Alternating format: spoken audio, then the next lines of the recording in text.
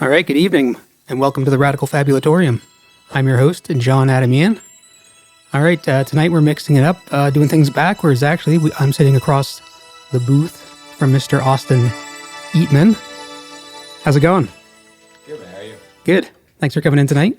I'm glad to be. All right, so you were just commenting on the epic spaceness of that theme song. Yeah, it does sound, it's like a moon landing. Yeah. I like that. Do you know where it's from? I don't, but I should. I should quiz people, because I'd be really, like, if someone knew what it was from, they'd be like my best friend probably, but... Have a little, like, lottery going in the back. Yeah, there we go. 50-50. Yeah, 50. Yeah, that's a good idea. Get some cash going. And also, you found the place pretty easily, which is nice, because I tell every guest it seems like it's a kind of like a running gag that people have trouble finding the spot. Well, like I said, I've been here before, so I sort of remembered somehow. I'm not sure how, but my brain just was like, all right, let's go this way. It was buried deep in. Very deep, yeah. Deep. Cool. Yeah, so you were coming from a gig, right? Or you're coming from a sort of gig, right? A wedding gig? It was a friend's birthday. Yeah, birthday. Friend and bandmate. Sorry, why did I think wedding? I do play those too. That's Okay, gotcha. And then you're heading to another gig after this. Right after this, conversation. yeah. Yeah. So that's in Uptown St. John. Yeah. Cool. At O'Leary's. O'Leary's Pub. Yeah. Every Sunday. Every Sunday. I play 9 to 12. Cool. Do a little mix of everything there, but yeah. Yeah, awesome. It's like my staple show at this point. Yeah, it's your every week gig. Yeah. Consistent. Do you take requests, or do you play originals, or mostly covers, or how does that? On Sundays, it's a little bit of both. I like to do, because I do 3 hours. Yeah. Oh, wow, 3 hours. I like to do like folk songs to start with, and then weird songs. At this point, it's just like alternative or songs that people don't hear too often. And then the last set, for people who are still there, I play like original songs. Oh, cool. But I take requests the whole night through if it's as long as it's not a bad song. Gotcha. That's cool, though, so you kind of track the evening with what you're playing. Yeah. I like that. That's pretty smart. And you can sneak in some originals, too? Oh, yeah. Yeah. I like to squeeze my originals in between two really good songs. Yeah. That way people are like, oh, is that an original song, or is that just something I know already? Yeah. Sandwich. Yeah, I like to sandwich them in there. That's a good idea. That's a good tactic. I like that. Cool, man. So, to be honest, I don't know a whole lot about like. So, some of the guests I've interviewed, I know something about them just from either bands they've been in before, but I don't know much about you, honestly. And I kind of kept it that way on purpose, because I wanted to learn about your journey here live on the air, so I could make a fool of myself, but hopefully not a fool of you. I mean, remains to be seen. So you've been in this. So I know you put out an EP right kind of pre-pandemic. Yeah, we Perfect actually timing. We played the last show in St. John, before everything shut down. I think 2 days afterwards, after our EP release party. 2 days everything after. was good, and then it shut down, went like red. Everyone was locked indoors. Yeah. And I sort of take the blame for that now. Like, You caused it? I'm starting to think the EP release party had a little bit to do with it, you know? It was like a pandemic release party? Yeah. At this point. We didn't know, right? Yeah. So but it was the last show that we had. Wow. And so that must have been, frustrating. No one knew what was going on in the moment, I guess, No. but in hindsight, you're just like pretty frustrated, I would imagine. A little bit, yeah. Yeah. Because it was our first one, and we worked hard on it. And the plan was always to tour the album afterwards, or like get a little bit out there. It's like, all right, this is our business card. Yeah. Like, let's show people what we can do. Yeah. And we played that release party, and we were going to tour New Brunswick at least, like do a little short tour. And then obviously everything shut down, so we were like, oh, okay, never mind. Yeah. Let's just get back in the thinking booth and started doing some like online shows, doing anything we can to proliferate after that. But yeah, definitely a little bit frustrating. Yeah. Kind of takes the, you could be on a trajectory and then kind of like, pumps the brakes pretty hard and you have no control over it. So. Yeah. You work on it for a few months. You're like, all right, let's do this. It's been like 6 months in the making. And then you get that platform to launch. And then obviously things outside your control shut it down. And yeah. You're like, oh, that's just music business for you, I suppose. For sure. Yep. You just got to go with the flow. So what was the process of like making the EP? Were you, do you have an engineering background, or did you go to a studio, or like what, did you do some of it yourself? No, it was I'm pretty sure I'd like to say it's a very unique process that how I got to be there. Okay. Because I toured with a band, the Adam Washburn band at the time. There's that name again, Adam Washburn. They went to St. Andrews, and I joined them as an opener, solo opener. And I played a couple of songs, and the bass player, Keith Whipple, Okay. he really liked what I did. And he was having a wedding in next year or something, and he asked me, he's like, "Oh, can you play my wedding? I'd love you to play these original songs." And I thought he was joking. And then months later, I got the email, and he's like, "Are you still able to do it?" And I was like, "Yeah." And he's like, "All right, so we're opening up a studio, me and a friend, so a studio, an actual audio engineer, Derek Hilchey. Okay. They opened up Greywind Studios in the south end of St. John. Okay. Cool. And they said, he's like, "Hey," at the wedding after I played, he's like, "Hey, we're opening this up, and we'd like to record your EP if you want to do it Okay. with us." He's like, "It's our first time." And I was like, "Hey, it's my first time too." Oh, cool. So I got in there, and it started off as what we were going to do, just a like guitar acoustic kind of stripped down album. And obviously it flew from there because we all had started having ideas, and I was like, "No, I want to bring in my friends and these guys. Let's do this. Let's bring in some drums." And then it blew up into the EP that we ended up finishing. Okay. Cool. But it started as an acoustic Oh project. yeah, it's. I think they had the idea that it was going to be an acoustic album, and I came in with the idea of like, no, let's do like a real full album that I can have to hold and Yeah. be proud of. Cool. Instead of just again me playing guitar and singing. Awesome. So you obviously already had the songs written. A few of them, yeah. Few of them? Okay. Some of them were old songs. Some of them I were writing as we were recording, and a lot of them changed drastically Okay. as we went through the recording process. Okay. Like some of them were just, I had different ideas going in, and once the instrumentation got added on it, like drums and guitar licks were added in, I was like, all right, never mind. These are entirely different songs, and I'd have to rewrite some of them. So Cool. I kind of did some recordings beforehand, and they're on like YouTube and stuff. Yeah. And to see the drastic difference between the album and where they started is amazing for me to see. I love it. That's really interesting. So all the songs, so when the songs were changing, you kind of just, as the ideas came, you would morph the songs in the moment, kind of. Yeah. Yeah. You just kind of let it happen. Yeah, and at the time I was working full time as well, so I was in the kitchen as a line cook full time, so I could only be there a little bit. Okay. So I would go in there and lay down the bass tracks, like the vocal, acoustic guitar, and then the drummer would come in, and I wouldn't be there, and then the bass player and the guitar and then I would come in with the audio engineer at the end of the day after my shift, come in and talk about, all right, let's shift this, let's change this. So Cool. we didn't have a whole lot of direction in the moment, so we all kind of just slammed together. But I told the guys that were coming in to play, like, I trust you. You know your instrument. Put on whatever you think is going to sound good, and I think it'll sound all right in the end. Yeah. Yeah, it seems like that the trust thing is really important, especially like your situation where you're handing it off to folks and kind of going off and not even in the same room. I always find that kind of an interesting process. So did you have that trust with them? Like, did you know them before as friends, or did you just kind of get a vibe when you went in to work with them as a recording artist, or was there like a relationship that kind of helped you ease into that? Yeah, no, I knew the so like the percussionist or the drummer who's on our EP, Joel Arsenault. When I first started playing music, he was the bartender. So I did Sunday Funday at Pepper's before I did it at O'Leary's, and I did it for like six or so years. And he was the bartender. He's the guy that told me, all right, you have to get up on stage. And so I would play, and he would be bartending for most of the night. But every now and then he'd jump up with his djembe, and he said, if you ever start a band, I want to be your drummer. Okay. And I was like, if I ever start a band, I'm not accepting any other drummer than you. So Yeah. don't worry. Yeah.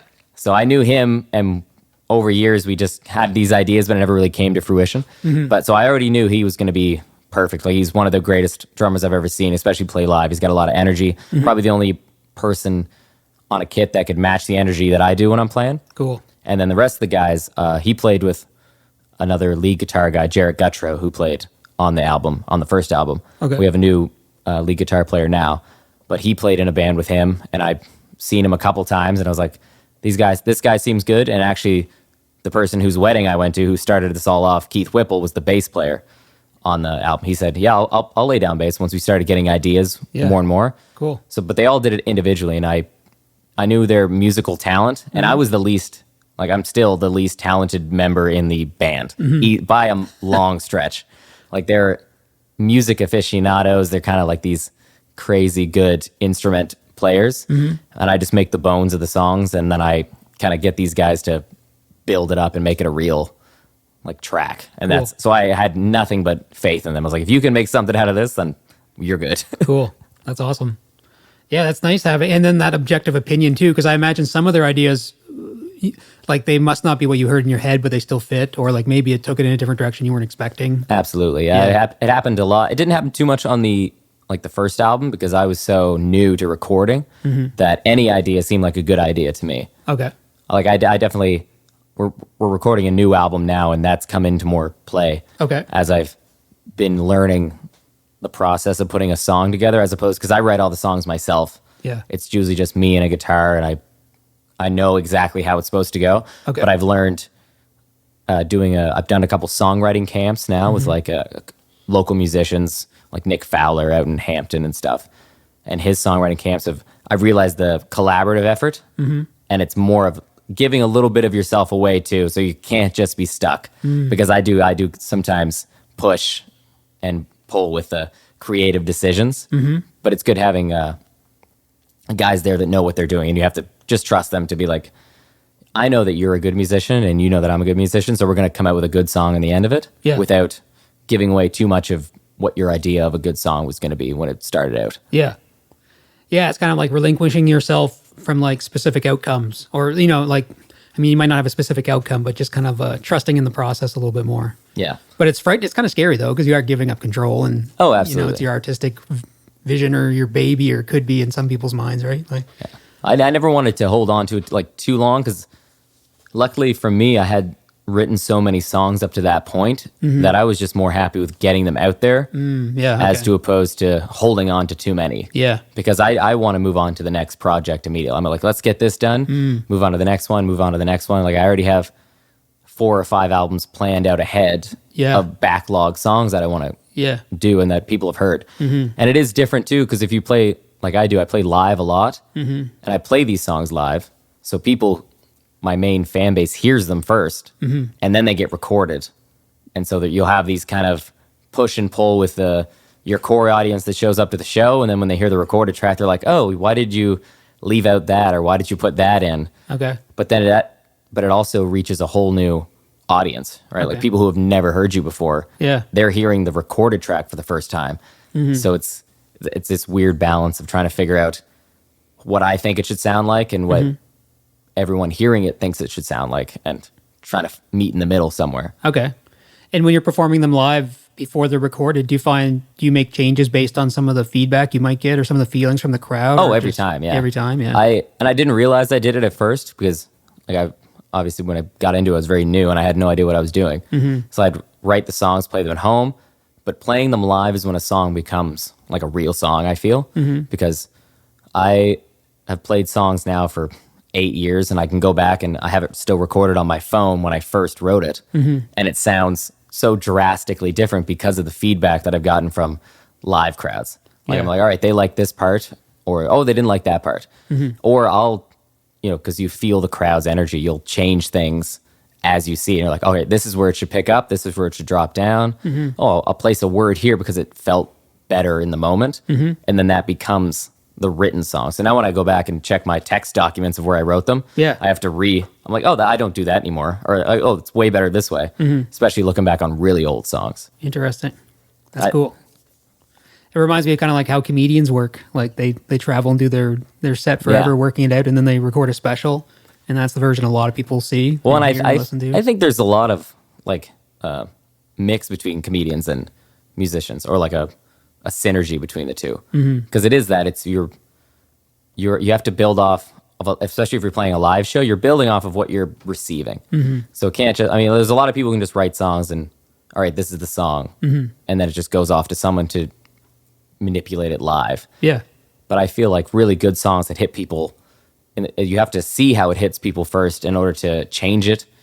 So it has a little bit of you in there too, but you're melding in all the little signals from every person who's ever heard it until you get a more complete version of the song. Yeah, it's interesting because it starts out as like a personal creation, and then you kind of want it to be like, a lot of artists want it to be true to themselves, but then you get the feedback from the crowd, so you make these micro manipulations or something. Yeah. But it ends up building on the energy, or like that energy you're talking about. Just, I find that fascinating because you want to like stay true to yourself, but you're obviously adjusting it for other people's reactions or opinions. I find that kind of like balance fascinating. I think as long as you like continue to stay true to what the core goal of the song is, like I start writing every song with an idea. Like, what is this about? And if I don't plan out what it's about, then it just falls apart, right? So it has this backbone. And then you present it to people, and then you just learn the little tweaks. It's like I've been cooking for 10 years too, like as a line cook or whatever. So you send out like a dish, but you tweak it, as to how like people. Not everyone's gonna like a spicy dish or like something different, but there is something good in the center of it that is worth being out there. And getting these little feedback tips can help you mold something that you like more perfectly fits your raw idea, as opposed to just throwing like. And I do appreciate guys who have like pure ideas and they're just going for it 100%. It's like, I know 50% of people aren't going to like this, but 50% of people are going to love this. Yep. And then there's people who sugarcoat too much of their songs. And they're like, I want 100% people to love this. And then that's pop music too. And that's a whole other, genre of music. If that's what you want to do, that's cool. I find just like, maybe it's like a 60-40 split of something of like, this is me, but I want you to enjoy it. Like, Yeah. That's the whole point. Yeah. Very cool. Yeah, I like that. I like that balance, that mindset. I've released a few releases personally, and like this last one I did, I worked with a producer, and the best moments I thought were like when we would come to 50-50, like he would provide me feedback and I'd be like, well, I don't really like all that feedback, but there's, let's meet in the middle here. And I feel like whenever that happens, it always increases the outcome, I think. Yeah. As long as because if that was built on trust and respect too. So as long as that foundation is there, like I think that give and take is, well, I think in any creative project, that's the most important thing. Trust and respect with everyone in the room. Trust. Yeah. Should be like, oh yeah, we're all trying to do something good. We're not sticking our ego into it. It's nothing. It's about the song. It's not about the person making the song. Yeah. Like, especially once you get on a roll. Like I've worked with, like I said, in those songwriting camps, like me, Jamie Como, and Nick Fowler wrote a song, and it was very simple because we just all said, let's just do a thing. And we all started coming up with ideas, and there was never any push and pull. It was more just like, oh, let's do this. And someone would be like, oh, that doesn't sound good. You're like, oh yeah, you're right. I just didn't hear it. Yeah. Because I just wanted to keep doing this, and then just having these checks and balances. Yeah. And then we came out with a great sea shanty song, which doesn't happen often. But I was proud of the work in the end. I was like, oh, that's great. That's fantastic. I'm glad for more of this like collaborative effort. Is that the song called Lo-Fi Beats to Chill? No, the lo-fi, lo-fi beats to realize. That was a song that me, Nick, and Colin Ferris wrote. Oh, okay. From Chic. Yeah, from Chic. I know he's in a bunch of bands. Yeah. And that was completely out of my comfort zone when we got there. But once again, it just started rolling off. Like Nick, great producer. Yeah. And he just had this beat, and Colin Ferris started putting things together. And it was just a very natural thing. And once the beat started playing, I started singing the little, I guess, verse or whatever it was, but completely out of left field. Because obviously, if you've heard my EP, it doesn't sound anything like lo-fi chill beats to realize. I was like, doing something uncomfortable. But once I heard it back, I was like, oh, that sounds really good though. I enjoy that. Like, I'm proud of that. Cool. We did me, Jamie, and Nick did Lads Me Boys. Lads Me Boys? Yeah, which is we put it under a different label or a different artist label called Brethren of the Coast. I'm going to write that down. And it was just a sort of hilarious mixture of us getting into the room and Nick saying, I want to write a sea shanty. And Jamie and I looking at each other like, all right, let's do it. Sweet. And it worked out. Yeah, it worked out. No, it was a lot of people, like, it's so different to see the sea shanty and then the lo-fi beats song, both coming from the same camp. A couple of like switched around artists, but to have these different tastes in one room is just insane to me. Yeah. Yeah, it seems like I've heard a few of the songs that have come out of those Nick Fowler camps, and they're always different. They're always cool. Yeah, they're always interesting. Yeah. There's always quality. Like, it just sounds good. It sounds like a cool experience from the people I've heard describe it. So, yeah, it's fun. Yeah, it's you're in there from like 7 a.m. to 6 p.m. Surviving on coffee and like bowl noodles. Although Nick does buy lunch, so that's a win. Nice. And then you just try to get a song out by the end of the day. Yeah. And it's crazy that that's what you can do in just that amount of time, to me anyway. Well, yeah. It's awesome. It's interesting that you brought up Nick Fowler too, because so when I was listening to Broken Radio, and then we were talking over email, right, or whatever, and you were talking. So I was listening to the Broken Radio. I'm like, oh, this is a pretty good EP, like pretty chill. And then you were talking about So then I was listening. I was like, okay, like I felt like there was something else in the mix there somewhere. Like I couldn't quite tell what it was. And then you wrote me back saying you're like pretty eclectic in the music you listen to. Like you were listening like Wu-Tang. Yeah. And actually, you mentioned an artist who sounds really cool. Who I'd only had time to listen to one song, Porty La. Oh, Pokey Lafarge. Yeah, Pokey Lafarge. He's like an old. It sounds like he's from the 50s or something. So yeah, that seemed really interesting. Yeah. But anyway, so then what was I saying with that? Yeah, so I was like, oh, cool. So I was really interested to chat with you about what kind of like direction your music might be going, or like what more about your inspirations. And then I heard that Nick Fowler song, and then I was like, aha, there, it makes sense. Like the tone of your voice in that song got me kind of excited because the EP is really good, and it's like a band EP. But then when I had this sense that there's something else, like you'd be wanting to experiment, or like there'd be something else of value with the way your voice sounded. So then I just actually heard that Nick Fowler song like earlier this afternoon, and I was like, aha, there it is. And like there it's creeping into it. I only found it on Spotify. I couldn't find it on YouTube Music. Oh yeah, that makes sense. Yeah. I don't know. Anyway, I just wanted to share that with you because I thought it was a cool blend. Your voice in that vibe. Yeah, and it came completely out of left field because it's, like you said, I have an eclectic taste in music, so I do listen to all sorts. Mm-hmm. Like I'm a huge old school rap fan, but I also love rock and metal and folk music and some country music. Not the most pop country music fan, but I do love like very old school stuff. And there's been a couple of guys that have gotten my interest again back into certain genres, but I'm all over the place. And I think it's just the way I was raised. Like my mom was a Beatles fan, my dad Rolling Stones, John Prine, like some of these old guys, and my brothers were Nirvana, but also Cradle of Filth. Nice.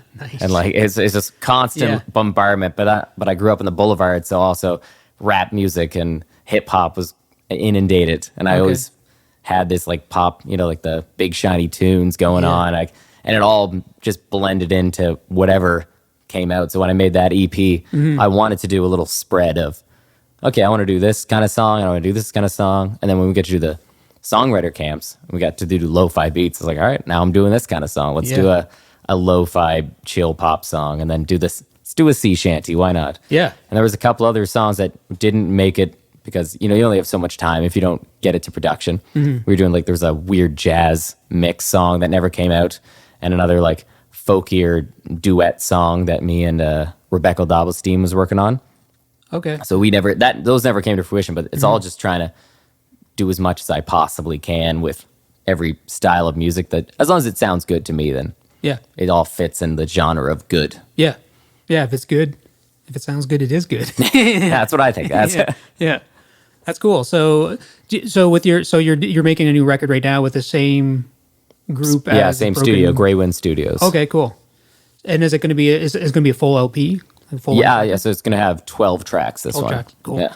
And it's all written. And it's what part of the process you're in right now? Are you recording it or still? It's actually we finished recording. Nice. A couple of weeks ago, and it's now just being mastered and mixed and mastered. Basically, trying to get feedback on what sound we want to go with throughout the end of it. Cool. Because and all these songs too were like songs we played at our live shows for the past year and a half or so. Okay. And some old songs still, like I'm still trying to get through the catalog. I just want to, now that this is done, I just want to move on to the next. Yeah, keep it rolling. But I'm still trying to gain the momentum of this one because I'm really excited because I've heard a couple of tracks come back from the mixing process. Mm-hmm. And it's just, to me, it's crazy to hear when you start off playing by yourself in your bedroom to hear it all come together as a full track. Yeah. Hearing it for the first time, it just blows my mind. Yeah. It's interesting how it can just start like as a little seed. Oh yeah. And then it's this huge. And it's amazing what producers can do. And like sound engineers, it's like, it's you were singing, it's all the instruments. Yeah. And having these little ideas thrown in there. Like, let's throw a cowbell in there for some reason. Right? Mm-hmm. Just like throw some things in. Yeah. And to see it actually come through, especially like I was talking about sandwiching songs earlier, I like to listen to it in between a couple of songs on my Spotify playlist so I can see how it matches up to the ear as I go through it. Yeah. And it's just nice hearing that like change or not change. And you're like, oh, I know this is now my song. Mm-hmm. And it's almost out there into the world now and almost ready to be listened to everybody. Yeah. Or for everybody. Yeah, for everybody. Cool. I always like, so when I have my phone on shuffle or whatever and I'm walking and it's like a friend's band comes on or like a local music act comes on or someone, and sometimes there's that moment where it's just, I can't remember what even song it is, but it's like the perfect song to be playing. So I'm like Yeah. in a perfect mood. And then when I click and realize it's my friend's band or something, that gets me so excited that it makes me think of strangers or other people enjoying the music the way like they wouldn't understand it. It's just like a local band. You know Yeah. what I mean? Like it just means that the quality is there. Sometimes I even text him. I'm like, man, I just like was listening to the song. I just forgot it was you guys. I just feel like that's such a great feeling. But Oh yeah, it is like it's amazing. I think the best thing when I got reviewed by the East, the EP got reviewed, and for the first time I saw someone trying to critically explain the album that we had just made, and it was perfectly written, and I was blown away by it. And when people hear it, or people will message me, and I still have a couple of friends that'll message me every now and again, no matter what state they're in, and it'll just be like, I just listened to this song, and I got to tell you, still my favorite song I've ever heard in my life. Like, this is crazy. yeah, And I'm like, I'm blown away by that because that's literally all I've ever wanted to do. yeah, For me, it's never been about making any sort of like fame or money out of it. I just want to make songs that proliferate good music. And I want people to hear it and then want to make good music because they heard something good, because that's what I do. Like, Yeah. I hear something good and I want to make something good, as opposed to just putting out something for nothing Something or nothing for self-serving. something. Yeah. yeah, yeah. So it's nice to have a mission to inspire, or like push forward something positive. Well, it's like songs from the like Lead Belly still inspires today. So if you can record something and someone can pick it up and still hear an old song, and that makes you're like, how is that 100 years old, but it's still better than things I hear today? And that makes me want to do something as good as that lasts another 100 years, so I can have that kind of feeling of moving momentum forward, trying to put good into it to get good out of it. Yeah. Okay. So the Lead Belly that's an I don't actually never heard that term before. Oh, Is that you an don't know era? Lead Belly? No. Oh, well, he was a huge folk singer and inspiration to like some of the best acts, like Nirvana, like Kurt Okay. Cobain, huge Oh, wow. Lead Belly fan. Oh, really? I better write that down. Oh yeah, like he arguably Huddy Leadbelly as he was known. He inspired so many folk artists and blues artists going up, and then he had a resurgence for a little bit. Mm-hmm. But he played guitar and had this like falsetto voice, and like "Where Did You Sleep Last Night" is probably one of his most famous recordings. That one, or "My Girl, My Girl." Okay. That The My Girl song. I'm like the. yeah. Oh, that's him. Yeah, that's like original Lead Belly recording. He has so Okay. many, Okay. and people, especially like Kurt, really enjoyed it. So they Interesting. proliferated that music from so long ago to say, "Oh, I want to make more music like that, and I want to try to do that." And I love listening to that old music and still being like, "How was it so good then?" Like, that's crazy to me. Yeah, that's interesting. With nothing but like an old, probably a shoe for a microphone, and Yeah. living in a dusty shack, and you can write and record something so good. And now we're all up here in 2023, and we're still trying to do it with all the technology in the world, but Yeah. not all of us are able to make amazing songs. But I like that fight and that pressure to do it. Yeah. Interesting. Okay, I'll have to check out Hutter Lead Belly. Oh, please do. Yeah, that no, sounds yeah. I think you'll be pleasantly surprised. I wonder if there's something back. I wonder what that is. That like the low fidelity. I mean, that's just the mystery of a good song. I Yeah. guess you can't really explain why, even though it's technically incorrect or the fidelity is really low, it doesn't matter. It still is what it is. Oh, it's still like that. One of my, even recently in the past 2 years, I started listening to Elizabeth Cotton, Okay. who plays a right-handed guitar, but it's strung upside down, and that's just the way she learned how to play it, because she couldn't buy a left-handed guitar at the time, so she just did it the other way. Yeah. But it sounds amazing, and learned how to play that, and has some great songs that I try to cover every now and again. But unless you restrung your guitar the other way around or learn to play it, you're never going to get that kind of sound out of it. Yeah. But it's still a great song, even though it's technically wrong. Yeah. But it's not, because it sounds great. It sounds good. Interesting. That's cool. That's kind of like how I don't know a whole lot about Joni Mitchell, but she seems like that kind of way. Like her melodies don't really abide by many rules, or her chord changes don't really make sense to the ear, but it still does at the same time. Like, I felt that recently about like Kurt Vile too. Like Kurt even though Vile, he's yeah. more recent, Yeah. but the way he writes songs, I feel like they're wrong. They're wrong. But I keep listening to them because they sound good. Yeah. Like the way his phrasings work, like he's not doing like verse, chorus, or he's not ending syllables where they should end. Yeah. And they just stretch like half an inch longer than they should, or Yeah. half a syllable longer. But it sounds good to my ear. Yeah. But trying to recreate that, I don't know how you could. Yeah. Like, it's just something, you're just trying to make something good Yeah. and doing it without any rules. I think that's how they came out with this. That's what I love about those old players. Like I'm not a technical player at all. I just try to write songs that are good, and I feel like that's what they did, and that's how you make good songs. Well, some good songs. Obviously, some of them are more technically put together, like Sure. especially heavy metal and stuff. Like Yeah. can't wrap my head around how they do that, but. Yeah, like Dream Theater. Yeah, like something like that. Something so Yeah. well put together that it is perfect. And then there's some songs that are just accidentally perfect. Yeah, that are just feeling Yeah. based. That's music, I guess. I mean, because it's kind of built on math a little bit, but then it's like the physics of sound waves too. But so you can be mathematical about it, or you can be feeling based. It kind of covers it all.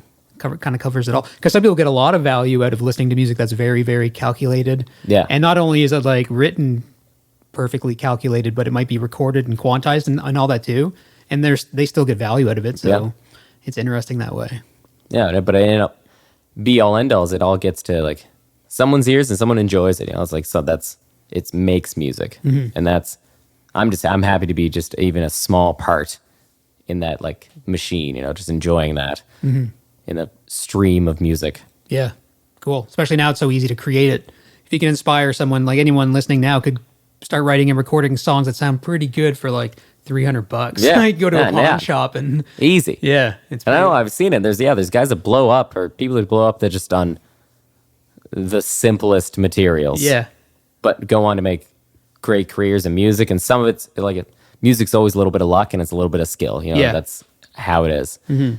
But just the ease of access has never been greater, and it allows us to hear songs all over the place. Like when that Lo-Fi Beats came out, and because Fowler has such a long-reaching bass, it started like it's huge. It was huge in Germany for Cool. some reason. yeah, And I was like, well, they don't.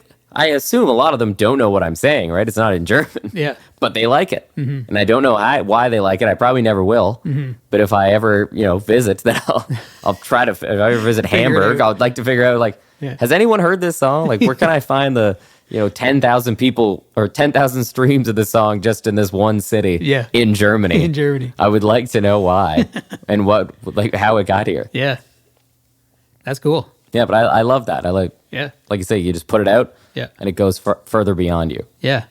And that's again, mentioning specifically knowing about like a country or a town, even like that's one of the fascinating angles of the new technology and the statistics in the social media world. Even though there's all kinds of negatives with it, like that's one of the interesting things is you can actually see like, man, this town and there's someone in Norway, like for Yeah. whatever reason, spun my record 5 times this week, and nowhere else in the whole world, but for some reason, someone in But Norway. right here, it blew up for no reason at all. I have no idea why. Yeah, it's really strange. And No. you could, I mean, and you can kind of imagine that person finding it and becoming their favorite song for the day, even if it's just the day. Imagine one person in Norway finds the song you've written and recorded. It's now their favorite song. Yeah. So you've just like inspired a person. They put it on at their darkest moments. So they put it on at their wedding at some point. And you don't know because to you, like when you see it on the analytics, it just says one stream. Yeah, Or like, 5 streams from one place. Yeah. But that could be the most important like sound that has ever been recorded in that one person's life. Yeah, it's and you'll never know. yeah, you'll never know. But it's good to know that at least you made it, recorded it, put it out there, and now it's outside of you. It's like you don't know what people are going to do with your music. You never know who it's going to touch and where it's going to reach. But at least you got up and did it, Yeah. and made something. You tried to do that, and it got grabbed onto. yeah, Or it becomes some weird meme video. I don't know. Which I'd be happy for too. I'm gonna go on record. If anyone wants to take any of my songs and make it into a weird meme video, I'm down. you're down for it. Yeah. What if it's an AI? We could maybe code an AI Oh, meme dear God, I generator. hope not. I'll do it right now. ChatGPT. Yeah. Dear God, no. That's cool. Okay, so I want to. So your album's getting mixed now. Your new album. Yeah. It's going to be along the same lines as Broken Radio. Does that mean same players? Like, is it? Or, I guess really what I wanted to ask is it the band that's going to be you're playing with currently? Like that. It's the band I'm playing with currently. Yeah. Okay. Yeah. So we've changed 2 personnel from the EP. So we have a new lead guitar player, Murray Odell, and we have a new bass player, Bob Fitzgerald, who actually Bob and our drummer Joel, they've been together forever. Just Bob was too busy when we were doing it before, and Keith was like, "Oh, I'll do it. Why not?" Okay. So yeah, but the band that I'm touring with and playing with now, they're the ones that recorded everything on this new album coming out. Cool. And do you have any time? I know you said it's still mixing it and stuff, but I mean, it's going to be out before we play Area 506, cool. Definitely. Okay. So before August. Yeah. I would like to have it end of July or so, but it's all up in the air. Like, I don't have a name for the album. I haven't really settled on a name or some album art. Yeah. But I want to get all the mixes back, listen to it a few times, and then like form an opinion based on that. Okay. But Cool. Within the next couple months, definitely. Yeah. Nice. Yeah, it'd be nice to have it out in time for Area 506. Yeah. What day of the week? What show are you playing? We're opening up Friday. Friday. Very cool. Yeah. First one's on Friday. Cool. Excited for that one? Oh, super excited. Yeah. Yeah. I was telling someone else, I'm not quite at the point where it's close enough where I'm nervous, but it's far enough away that I'm also not nervous. But once I'm just going to reach a nexus where it's, oh God, I have not prepared enough. Yeah. Until the week of, and then I'll just have constant stomach cramps until I get up on stage and do what we have to do. Do you like feeling nervous before a show? To me, it's impossible not to. Yeah, okay. Like I get more used to stages than I do shows, so like I could play one show at a place where there's maybe 5 people, and I'll be just as nervous if I play 10 shows at a place where there's 1,000. Yeah. It's all the stage and what I expect and cannot expect from it that makes me more nervous than the performance. It's just like, oh, what if something goes, hit this wrong button or this goes bad or something like that, because I don't know the physical space of it yet. Yeah. But I think everyone in our band, that's what we kind of bond over, is just incredible stage anxiety before we get up on there. Oh, yeah. Just everyone needing to use the bathroom all at once. Like, oh, dear God. Yeah. We have to play in an hour. Yeah. Everyone's sweating and walking in circles. And then we get up there and we look perfectly natural. Yeah. It's like, I didn't even know you were worried at all. Yeah. Like I played the Riptide halftime show a couple years ago at the middle of Harbor Station, just surrounded by people. And I only had to play like 3 songs, but I remember right before I walked out, I looked at the door that like led to the exit. I was like, I could run out that door and no one's gonna know. It's like that would be great. Yeah. And then just as I was about to step towards the door, I heard and Austin Eatman is coming. I was like, okay, I gotta do it. Yeah. They said it. And then went out there and played. Well, I almost died from a heart attack. After I was like, did that sound terrible? Yeah. And a friend that I brought, she was like, no, you looked very calm out there. I was like, oh, okay, all right. Good. I'm still hiding it well then. Yeah. But in the moment you were not calm. No. Just about to pass out, just keeping it all together, sweating profusely. Yeah. But that happens quite literally every time. Every gig, yeah. Yeah. Does it happen in the studio at all when you got to lay down vocals or do any sort of tracking? Yeah, I'm actually terrible, and it's really costing me a lot of money at this point to re-record everything.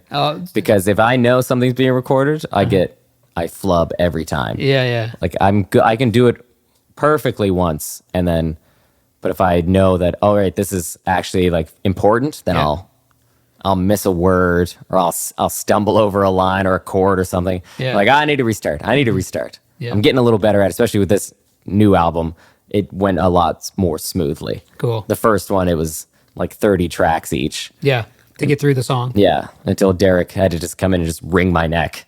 He's like, we're getting out of here today. Yeah. I was like, I know, I'm sorry. And I know the songs word for word. I could play them 1,000 times over. Yeah. You put a camera on me or click the record button and I just start messing up. Once you know it's permanent. Yeah, that's the thing. Oh, yeah. Once I know it's permanent. Yeah. I'm like, uh-oh. That's a common issue. I think they call it red light fever or something like that. Like when the people, and then you stop recording and you're like, you go back to do it just a practice take. Perfect. Yeah. You hit record. You're like, what's going on? Immediately start messing up. Like, come on. Yeah. So, no, it definitely still happens. And I get a lot of people that are like, even still? Because I've been playing, professionally now for almost 8 years. If not, professionally. I don't know how professional it gets, but for like 8 years, I'm like, every time I step on a stage, I am nervous until the first song is done. Yeah. And then maybe a couple songs, then I'll get a little more comfortable and then I settle into it. Yep. I'm like, all right, this is going well. No one's, throwing anything at me. No one's screaming to tell me to get off the stage. Get out of here. This is good. I haven't thrown up yet. Yeah. Now, have you had one of those negative experiences before? Yeah, luckily it was like the first gig I had. Oh, really? Okay. It was, I played at the 3 Mile out east. And it was a very low key bar show. Yeah. I got there and when I first got there, I didn't have a power cord for my amp. I was using a borrowed guitar and 3 strings broke and I didn't have replacements for them. That sounds like a nightmare. Oh yeah, no, it went worse and worse as the night continued. And then there was only 3 people there and it was the worst gig I had ever played or have ever played to this point because it was so nerve-wracking. But I got that out of the way and now nothing compares to that. That just like prepare. Yeah. And I was like, all right, now I'm good. So long as, and I had no like string replacements, because I hadn't figured out how to do that yet. That's nice. You got all those I problems got condensed every bad thing out all in one night. on an early gig. Yeah. Pretty sure I cut myself trying to replace a string at one point. Like I had to run over to Long and McQuaid before they closed. And I remember I went over there and I didn't have an account set up. Okay. And I had to like beg them. I was like, all right, I will bring this back tomorrow. I'm sorry. It's like, I'm really just playing it across the street. Like you can trust me.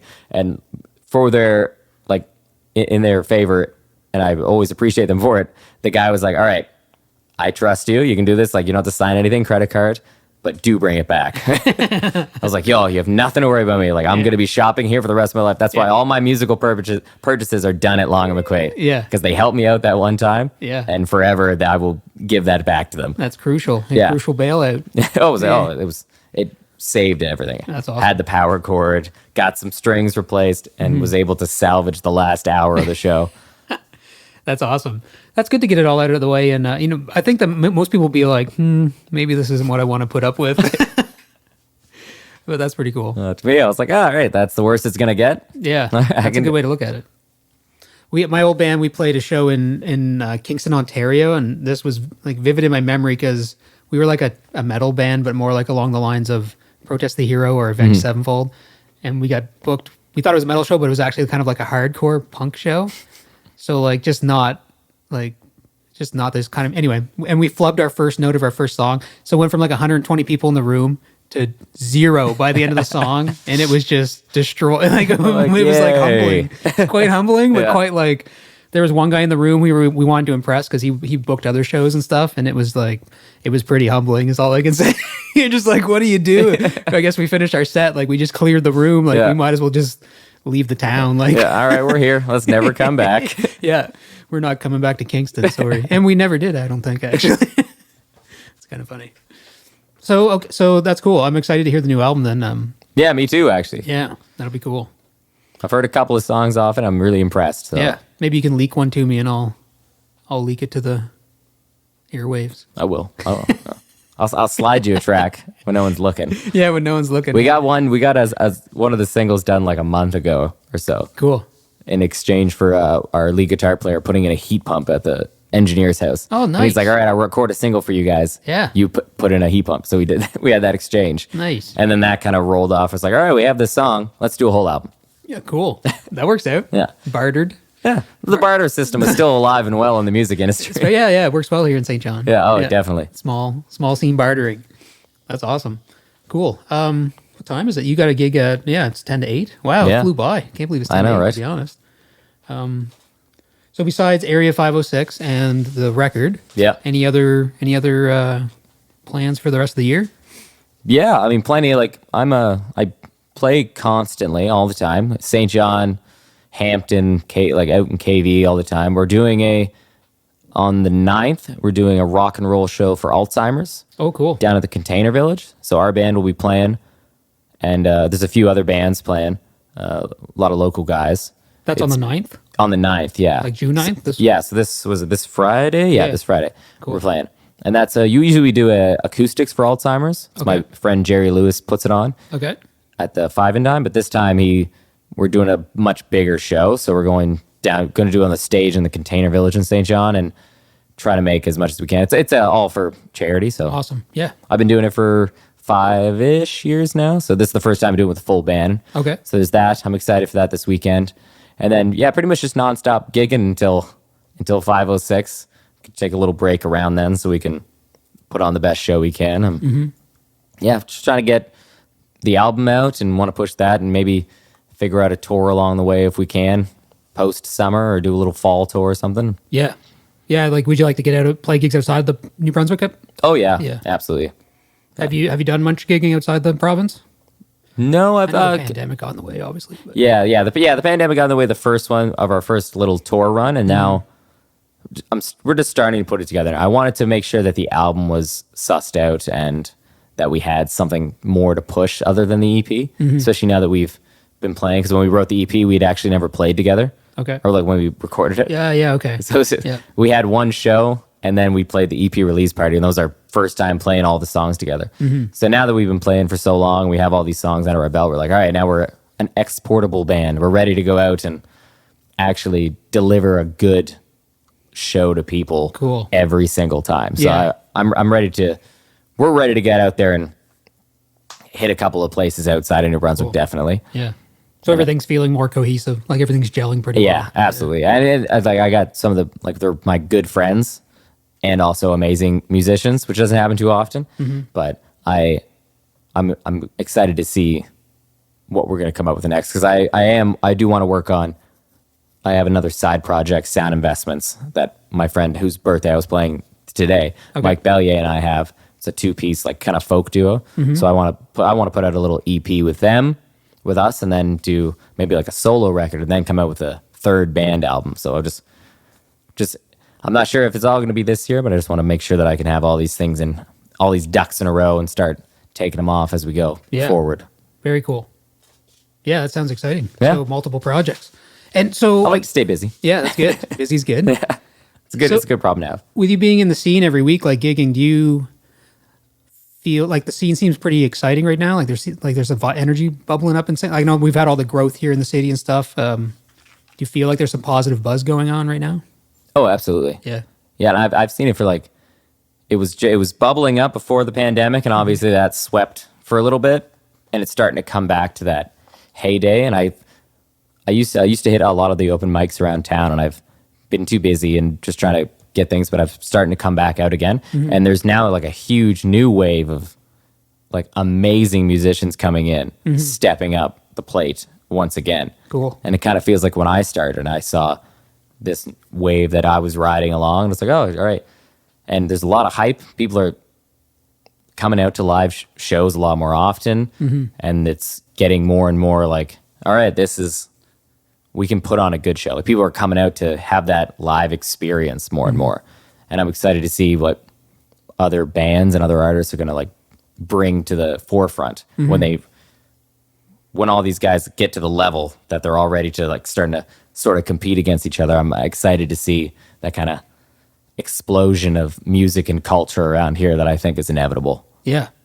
Yeah, because I mean, there's a few years of those people, if you think about when like the 17 to 22-year-olds that went through the pandemic, like, they would obviously have some interesting opinions or suppressed angst, or you could just imagine. Well, there was a guy I worked with who had his 19th birthday like at the beginning of the pandemic, so he never went out. By the time it was over, he came out like 20, 21. He's never been to a bar. Yeah. He's never heard live music. Wow. And so there's a whole swath of people like that, right? They're like, don't have any idea where to go to see live music or what live music feels like when they get in front of it. Interesting. And being in that crowd of it, and I see it now out playing shows, and you can spot people who have never been out to a live show, and like they kind of have this shock and wonder, and then they start dancing. I'm like, oh, I can do this. Like, you're allowed to just dance, and like this is different. Like with people, and okay, it's like, oh man, I heard that. Like this is really like hitting me in the heart. Interesting. And I love talking to them after, like in between sets and in the shows, and be like, oh,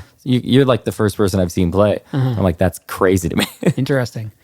That's so interesting, because that makes me like, because you can watch, like, we all have screens, of course, and you can watch really amazing performances, but then depending on your age, you could like have not actually been in the same room where the sound waves are moving and hitting your actual body. So like you might only have taken it in with a screen thinking it's one thing, and then all of a sudden you realize, oh wait, it's actually a feeling. Yeah. Like there's a physical feeling involved.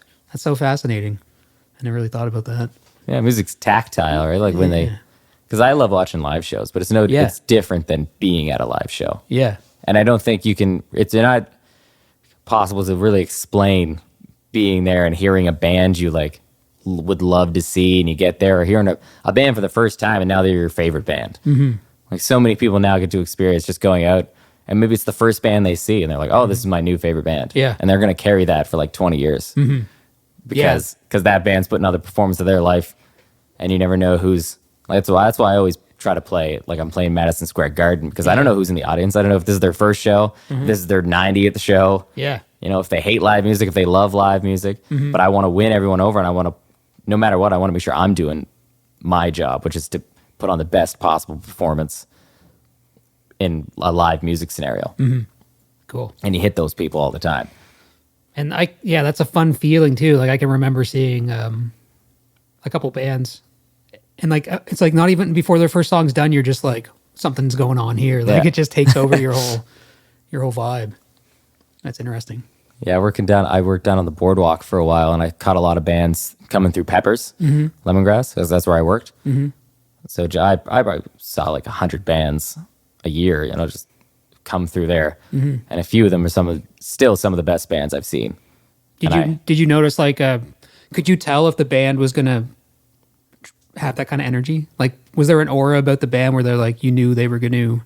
Sometimes, yeah, and sometimes it wasn't. Like, it was very weird because you'd have these big bands come in and you expect craziness, and sometimes there'd be a big crowd, but they wouldn't really be putting on a crazy big show. And then sometimes you'd have a more local actor, even an act from like Ontario, that come in, and a few people would show up, and it would be the most electrifying show you've ever seen. And it was, to me, I never knew what to expect, so I just started showing up to all of them. Okay. I was like, I just want to see, because now you can't tell.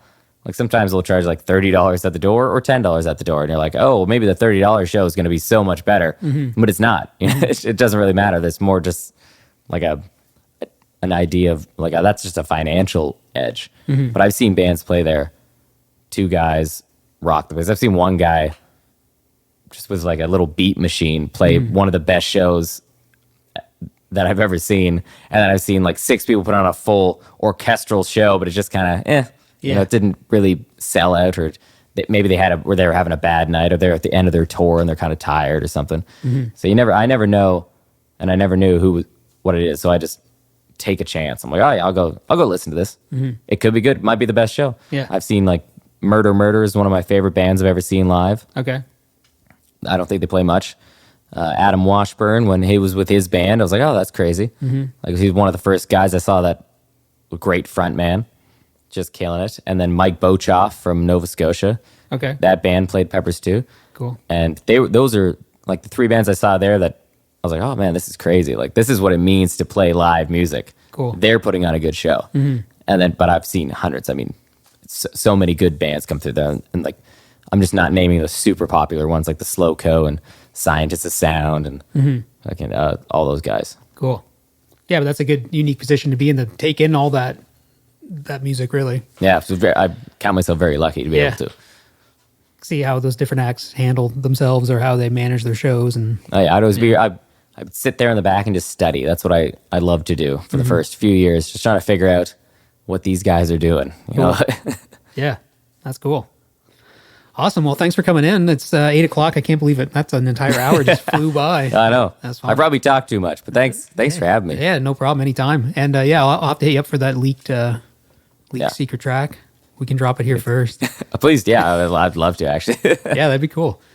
All right, cool. So I'm going to throw on a song from Broken Radio, if that's cool. I'm sure you don't mind. No, I was tempted to put on You or Perpetual Fire, but if you have Perpetual Fire is probably the more. That's what you're feeling? Yeah. That's the mood? That's more the mood, I think. Perpetual Fire? Okay. All right. Well, thanks a lot, Austin. No, thank you. All right. So this is, you're going to hear Perpetual Fire by Austin Eatman. He's going to be playing Area 506 in August. New record out hopefully before that. And here comes this tune, Perpetual Fire. Enjoy.